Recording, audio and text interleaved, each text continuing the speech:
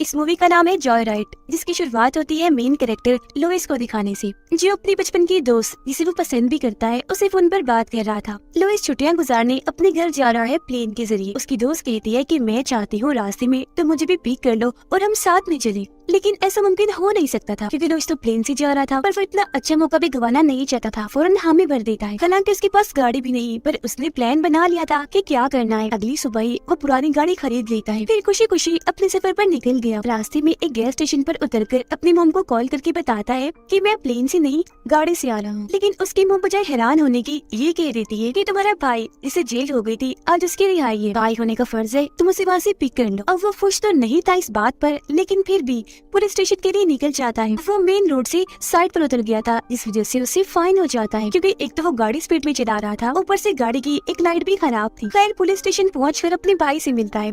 दोनों एक दूसरे को देखकर बहुत खुश थे क्योंकि 5 साल के बाद मिल रही थी। उसके भाई को जब पता चलता है कि लुइस अपनी दोस्त के घर जा रहा है तो वो भी साथ जाने की बात करता है, जो चीज लुइस को पसंद नहीं आती। वो सोच रहा था कि मेरे सारे प्लान पर पानी फिर गया है, मैं और मेरी दोस्त एक साथ वक्त नहीं गुजार सकेंगे। और तो उसका भाई भी उसे ये कहकर गुस्सा चढ़ा देता है कि तुम्हारी दोस्त ने तुम्हें सिर्फ ऑप्शन में रखा हुआ है, उसने एक बार कहा और तुम पागलों की तरह उससे मिलने जा रहे हो। इस बात से तो इसको गुस्सा आ गया। तेजी से गाड़ी चलाकर वो साइड में लाकर रोक देता है और अपने भाई को कह रहा था कि अब की बात इस तरह की कोई बात मत करना। एक जगह पर आकर लुइस का भाई गाड़ी में एक रेडियो लगवा देता है, जो एक ऐसा रेडियो था जिसके जरिए सभी गाड़ी, बस, ट्रक ड्राइवर एक दूसरे से बात करती है सड़क की सूरत हाल मालूम करने के लिए। इस रेडियो को लुइस का भाई एंजॉय करने के लिए इस्तेमाल कर रहा था, तो उसका तो अच्छा टाइम पास हो रहा था क्योंकि आसपास के जितने भी मुसाफिर थे सब कोड्स के जरिए एक दूसरे से बात कर रहे थे, जो कोड्स खास तरह के नाम थे। उसका भाई अपना और लुइस का भी नाम रख लेता है। जिस दौरान उनकी बात एक ट्रक ड्राइवर से होती है जिसका कोड था रस्टी नील, यानी जंग लगी की। वो कह रहा था कि बारिश अक्सर लोगों को पसंद होती है क्योंकि वो सब लोगों को घरों के अंदर रखती है और मेरे हिसाब से बारिश आज रात भी होने वाली है। अब उसकी अजीबोगरीब बातें सुनकर लुइस के भाई को फजूल सा आइडिया आता है, जिस बारे में वो लुइस को भी बताता है कि तुम ऐसा करो, लड़की बन के इससे बात करो, इसे पागल बनाते। अब ये आइडिया लुइस को पसंद नहीं आया तो वो मना कर देता है, पर अपने भाई की जिद करने पर वो रस्टी नील से लड़की की आवाज निकाल कर बातें करता रहता है। वो भी पूरी तरह लड़की समझकर उसकी बातों में खो गया और दोस्ती कर लेता है, पर इसी बीच उनका राब्ता टूट जाता है, जिस बात से लुइस के भाई को काफी गुस्सा आ गया क्योंकि वो इस मजाक के कुछ देर और मजे लेना चाहता था और फिर उसे बताता कि वो लड़का है जिसे तुम लड़की समझ के बात कर रहे हो। खैर रात गुजारने के लिए एक होटल में रुके। लुइस का भाई जब अंदर जाता है तो देखता है कि वहाँ एक अमीर आदमी होटल के वर्कर से गुस्से में बात कर रहा था। लुइस का भाई उसे समझाने की कोशिश करता है, पर वो उल्टा उसे झाड़कर वहाँ से चला जाता है। रेडियो में हलचल हुई, जिसके बाद वहाँ रस्टी नील बोला क्योंकि वो लड़की को पुकार रहा था जिससे उसकी दोस्ती हुई थी। ये चीज देखकर लुइस काफी हैरान रह गया क्योंकि साफ जाहिर था कि वो लड़की को ढूंढ रहा है और कब से इनके पीछे है। पर यहाँ दोबारा से लुइस के भाई के दिमाग में एक आइडिया आता है। लुइस के जरिए वो रस्टी को बोलता है कि मैं यहाँ एक होटल में रुकी हूँ, तुम भी आ जाओ, लेकिन हाँ आधी रात को कमरा नंबर 17 में आना शराब की बोतल लेकर। कमरा नंबर 17 में वो अमीर आदमी रुका था, इसीलिए उनका प्लान था कि बहुत मजा आएगा अगर वो आ गया तो। दोनों कमरे में जाकर आराम कर ही रहे थे कि ठीक 12 बजने पर होटल के बाहर एक ट्रक आकर रुका, जो उसी का था, यानी कि रस्टी सच में आ गया। ये चीज लुइस का भाई भी देख लेता है और अपने प्लान को ऐसे कामयाब होता देखकर वो काफी खुश रह जाता है। वो कमरा क्योंकि साथ वाला ही था तो ये दोनों कान लगाकर सुनने लगती हैं, जहाँ पर अमीर आदमी रस्टी को डांट रहा था और अगले ही पल गला घुटने की आवाज आने लगी, जिससे काफी घबरा गई। लुइस फौरन काउंटर पर फोन करके बताता है कि कमरा नंबर 17 में कोई गड़बड़ है, जो सुनकर वर्कर पहले कमरा नंबर 17 में कॉल करता है और फिर इनको कॉल करके बताता है कि वहाँ सब ठीक है, जो सुनकर दोनों ही भाई काफी चौंक गए और ऐसे ही परेशानी की हालत में ही सो जाती है। जिस दौरान रस्टी का ट्रक भी वहाँ से निकल चुका था। अगली सुबह पुलिस इनसे पूछताछ करने के लिए आती है। वो अमीर आदमी की बात कर रही थी जो काफी बुरी हालत में सड़क पर मिला था, जो सुनकर दोनों एकदम दंग रह जाते हैं क्योंकि उन्हें तो ये लग रहा था कि उस अमीर लंबे चौड़े आदमी ने ही रस्टी पागल को नुकसान पहुंचाया होगा, जो आम सा ट्रक ड्राइवर है हमारी बातों में भी आ गया। उनको हैरान होता देखकर पुलिस उन्हें अमीर आदमी की हालत दिखाने के लिए ले जाती है। सच में जिसकी हालत बहुत ही खराब थी क्योंकि उसका नीचे वाला जबड़ा उखाड़ दिया गया था, सिर्फ दांत नजर आ रहे थे। फिलहाल वो कोमा में था।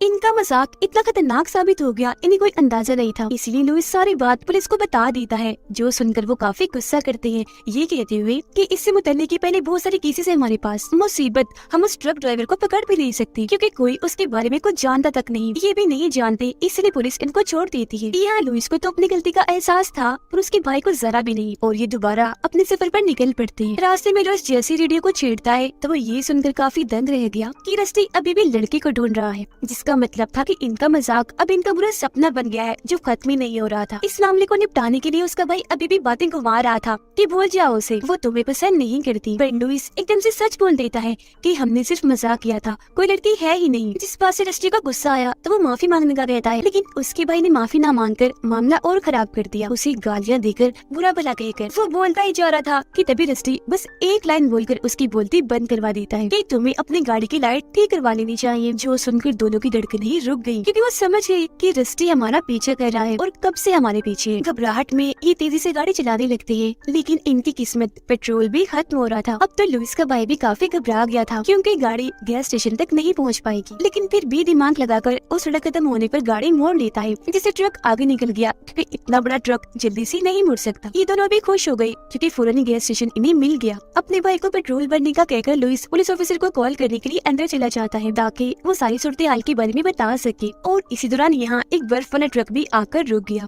जिसके अंदर से खतरनाक दिखने वाला आदमी बाहर आया जिसने हाथ में बल्ला पकड़ा हुआ था। वो जैसे ही अंदर जाता है लुइस का भाई इशारे से उसे बता देता है क्योंकि उन्हें शक था कि यही रस्टी है। इसीलिए लुइस बगैर ऑफिसर से बात किए सिर्फ बिल देता है और बाहर आ जाता है और ये दोनों गाड़ी में बैठकर जल्दी से यहाँ से निकल जाते हैं। जल्दबाजी की वजह से सामने आ रहे ट्रक से टकराने ही वाले थे कि बाल बच गए। इन्हें डर था, वो आदमी पीछे पड़ा हुआ था, तो आगे बढ़ते बढ़ते एक ऐसी जगह पर आ जाते हैं जहाँ रोड खत्म हो गया। वो आदमी इनके पास आता है क्योंकि वो दरअसल इनका कार्ड वापस करने आया था जो लुइस स्टोर के अंदर ही भूल आया था। और रही बात उस बल्ले की, वो तो एक औजार था ट्रक चेक करने वाला।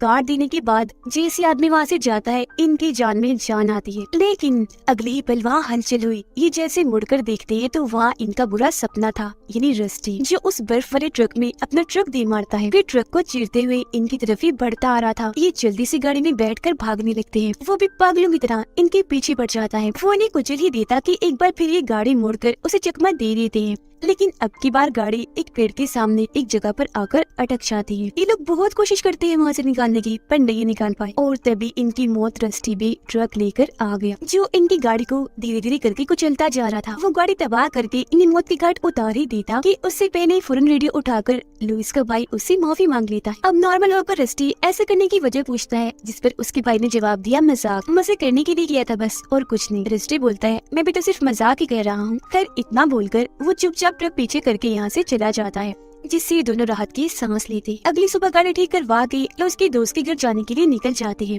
लुइस का भाई रेडियो को गाड़ी से निकालकर फेंक देता है क्योंकि उसके हिसाब से ये सारी फसाद की जड़ थी। अब ये लोग लुइस की दोस्त जिसका नाम वेना है उसके पास पहुंच जाती है। हैरत उसे देखकर दोनों ही भाई खुशी से खिल उठते हैं। ये आ गई थी तो वेना की दोस्त यहाँ से चली जाती है। ये भी अपने सफर पर निकल गई। रास्ते में वेना लुइस का शुक्रिया अदा करती है। दोनों अपनी अपनी बातें करने ही लगे कि लुइस का भाई इन्हें बीच में ही टोक देता है। ये लोग फिर एक बार में जाते हैं जहाँ कुछ लड़के वेना से बदतमीजी करने लगे। लुइस के यहाँ आते ही बात बिगड़ने ही लगी थी कि उसका भाई आकर वेना को अपने साथ ले जाता है। उसे उसके कमरे में छोड़ते हुए अजीब तरह से वेना को देख रहा था। वो भी इन दोनों भाइयों को लेकर काफी कंफ्यूज हो रही थी कि मैं किसके साथ ताल्लुक बनाऊं, क्योंकि देखने से तो यही लग रहा है कि दोनों ही मुझे पसंद करते हैं।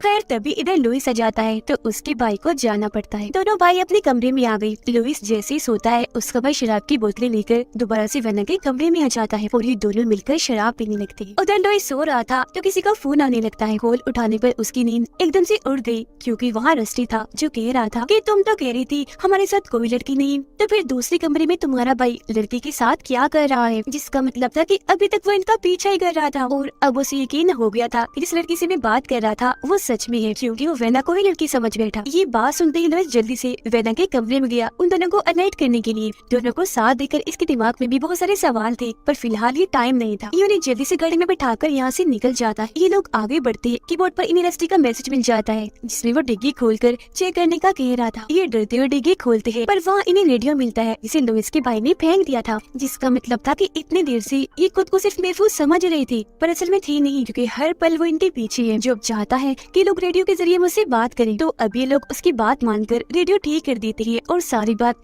वेना को भी बता देती है, जो सुनकर वो काफी डर जाती है। रेडियो सेट करते ही रस्टी इनसे बात करने लगा, जिसके पीछे एक लड़की की रोने की आवाज आई, जो आवाज वेना पहचान लेती है और परेशान हो गई क्योंकि वो उसकी दोस्त थी, यानी कि रस्टी ने उसके दोस्त को अगवा कर लिया और अब उसे बचाने के लिए इन्हें रस्टी की हर बात मानी थी।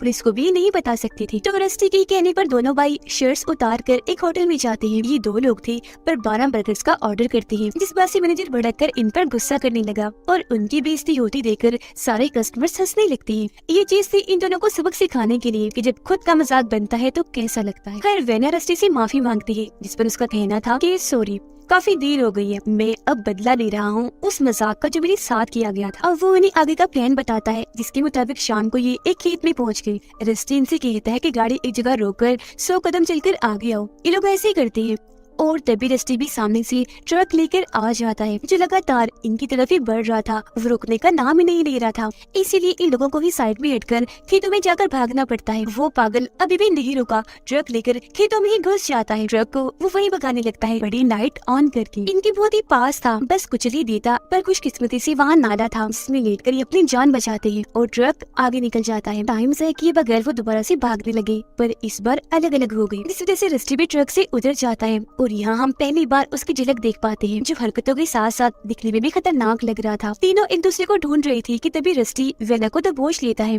ट्रक में डालकर उसे अपने साथ ले जाता है, जिस वजह से दोनों भाई आपस में लड़ने लगते हैं। और तभी इनकी गाड़ी में आग लग जाती है। रेडियो के जरिए रस्टी से बात कर रही थी, जिन्हें कहता है कि आधी रात को एक होटल में मिलने आओ, लेकिन हाँ कमरा नंबर 17 में एक शराब की बोतल लेकर, जो तुम्हारी गाड़ी में ही पड़ी है, मैंने देखी थी। अब यही वो सारा मजाक था जो इन भाइयों ने उसके साथ भी किया था। शराब की बोतल जैसे ही लुइस देखता है फौरन उठा लेता है। जैसे वो थोड़ा दूर आए, गाड़ी एक धमाके के साथ तबाह हो जाती है और अब इन्हें गाड़ी का इंतजाम भी करना था, क्योंकि जल्द से जल्द वहाँ पहुँचना है।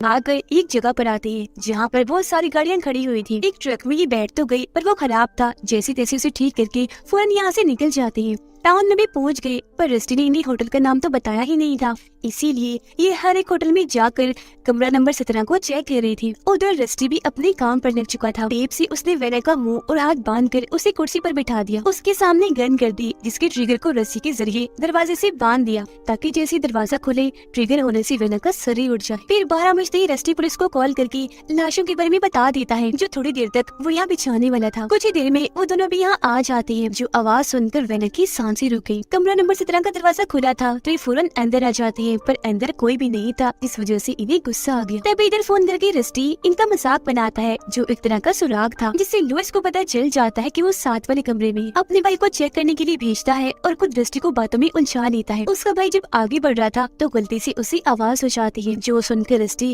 खिड़की तोड़कर उस पर हमला कर देता है, दबोच कर उसे भी अंदर ले आता है। चीख की आवाज सुनकर दरवाजे के सामने लुइस आ गया। वो दरवाजा खोलने वाला था कि ठीक वक्त पर उसके भाई ने खुद को छुड़वा लिया। फौरन वो लुइस को मना कर देता है कि रुक जाओ, दरवाजा मत खोलो, जो सुनकर लुइस भी रुक जाता है और वेना थोड़ा नॉर्मल हो जाती है। वो एक कील से खुद को आजाद करने की कोशिश कर रही थी, पर नहीं कर पाती क्योंकि कील नीचे गिर गई। इसी दौरान एक लंबी सी जंगली की कील लुइस के भाई के टांग के आर पार हो जाती है, जिसे बड़ी मुश्किल से तकलीफ बर्दाश्त करके वो निकाल रहा था। पर रस्टी उसकी टांग पर अपना पैर रखकर उसे और अंदर घुसा देता है, जिससे उसकी तकलीफ में और इजाफा हो गया। पूरा ध्यान रखते हुए लुइस अपने भाई तक तो पहुंच गया, पर वो लकड़ी की बाड़ पर लटका हुआ था, जबकि रस्टी ट्रक लेकर यहाँ से निकल जाता है। लुइस अपने भाई को बहुत निकालने की कोशिश कर रहा था, पर ये काफी मुश्किल था, क्योंकि उसे एक बड़ी सी पाइप के साथ यहाँ पर अटकाया गया था। इतनी ही देर में पुलिस भी यहाँ पर आ जाती है, जिनको सबसे पहले होटल की मैनेजर की लाश मिलती है। इसीलिए वो हर कमरे को चेक करने लगी, जो आवाज सुनकर वेना रोने लगी। अब लुइस ने जैसे तैसे करके बाढ़ से अपने भाई को आजाद कर लिया। पुलिस भी वेना के कमरे के बाहर पहुंच चुकी थी। इससे पहले पुलिस दरवाजा खोलती